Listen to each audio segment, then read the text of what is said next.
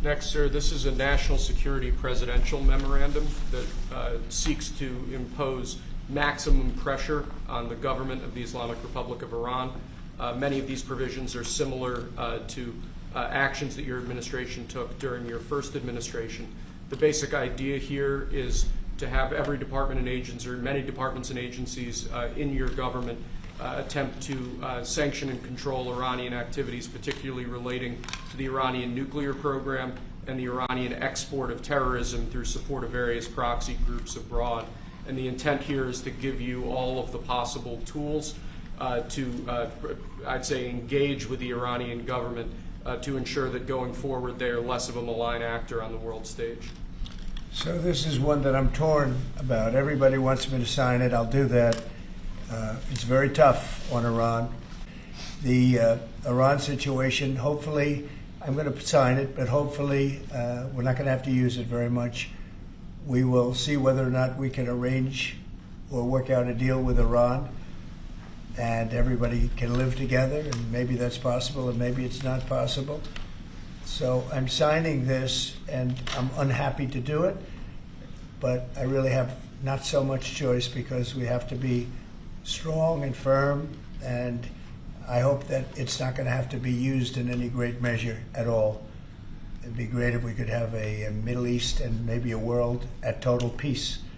And why say that you're unhappy to sign it if it's Iran and their proxies who have threatened to retaliate against you and your team by killing you guys for taking out Soleimani?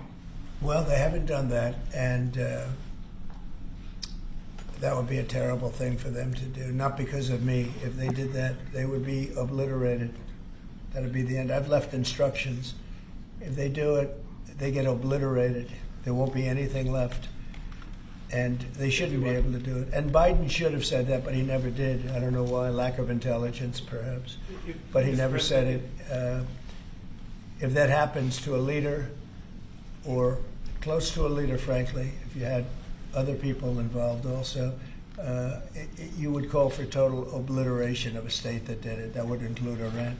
When you said if they do it, they get obliterated. Just to be clear, you're talking about if Iran made an attempt on your life. Yeah, that would be called total obliteration.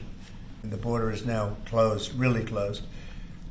And with that being said, we're letting good people come through, and we want good people to come into our country. But the border is closed. Thank you very much, everybody. Do y'all have to get permits to do this, or do you just do it? We're busy right now. I am too. I'm working, so. I'm also working. So, yay or nay? They gave it to you? Yes. What do Who who gave it to you?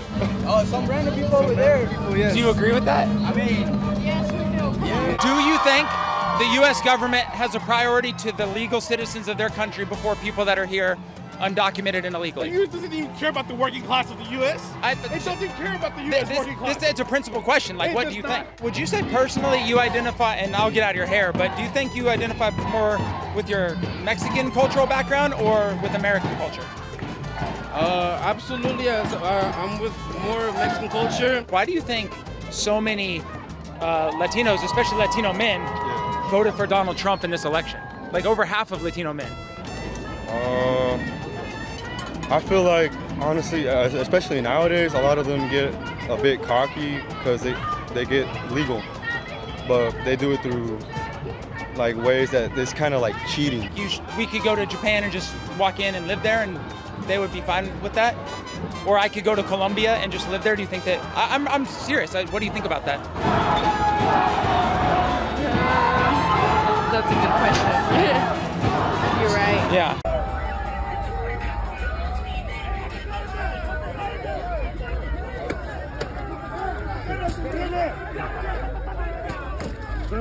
Down.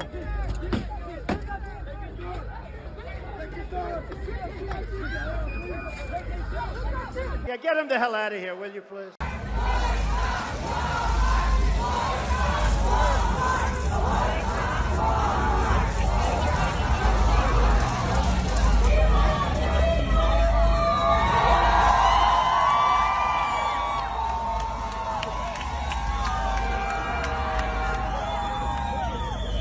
Y ¿Cómo son las alarmas de Nuevo Laredo?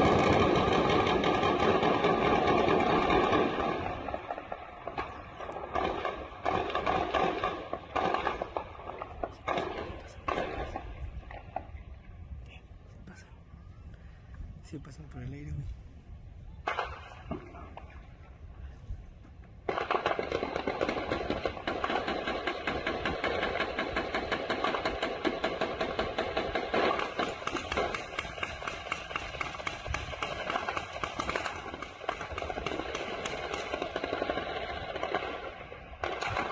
A real quick story of something that just happened to me. Something I just saw with my own eyes, heard with my own ears, just to let you know the condition of what trucking has actually gotten to. So I get to this place, I'm gonna drop off this load I got.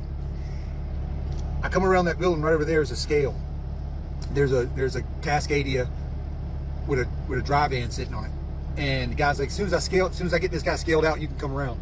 So I'm waiting on him to scale out, and it's just taking forever. And I'm like, what in the world's taking this guy so long to scale out? Well, finally, one of the guys that works here and the driver come walking back to my window right here. Come walking right up through the window. I rolled the window and I said, what's up? And I kid you not, this driver looks at me and says, he can barely speak English. He was Jamaican, I think, or Haitian maybe, I don't know. But he says, is this good? And he hands me his scale ticket. And I said, what? He said, is this good? And I looked at him, I said, man, you can't read your scale ticket? And I kid you not, this is what he says.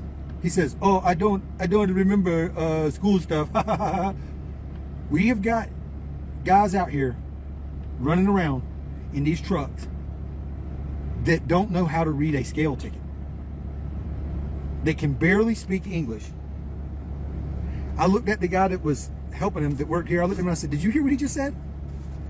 And he said, what? I couldn't make it out. I said, yeah, I know he's got a thick accent. I said, he's asking me to set up his truck because he can't read this scale ticket. And I said, are you guys going to load him and let him go down the road with your freight in his truck? This man does not know how to set up his truck and cannot read a scale ticket. And they said, well, yeah, man, I guess we are. And I'm just like, wow. All I can tell you is this. If you're driving down the interstate, stay as far away from these trucks as you possibly can, because chances are there's somebody in the truck that can neither speak English nor understands the first thing about the truck that they're in. They don't even, I don't know how much more fundamental you can get than how to set up your truck weight to read a scale ticket. I just don't know. I guess maybe how to put the key in and turn it may be more fundamental. But when it comes to trucking, you can't read a scale ticket, you don't need to be in that truck. You two gentlemen's commitment that by the end of this 4 years, and I know you both, I know the president has confidence in you both, that we will have, for the first time in American history, operational control of the border. Is that a promise y'all can keep? Lawrence, sooner than that, if it takes that long, we're not doing our job right. We're not waiting for 4 years. We're going to get this done. Tom's going to go find him internally. We're going to prevent him from coming in the first place. And between that, we're going to secure the country, because that is national security.